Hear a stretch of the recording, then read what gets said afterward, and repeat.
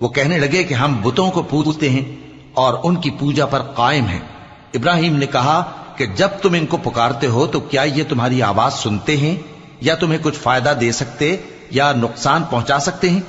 انہوں نے کہا نہیں، بلکہ ہم نے اپنے باپ دادا کو اسی طرح کرتے دیکھا ہے۔ ابراہیم نے کہا کیا تم نے دیکھا کہ جن کو تم پوجتے رہے تم بھی اور تمہارے اگلے باپ دادا بھی، تو وہ میرے دشمن ہیں، مگر رب العالمین میرا دوست ہے۔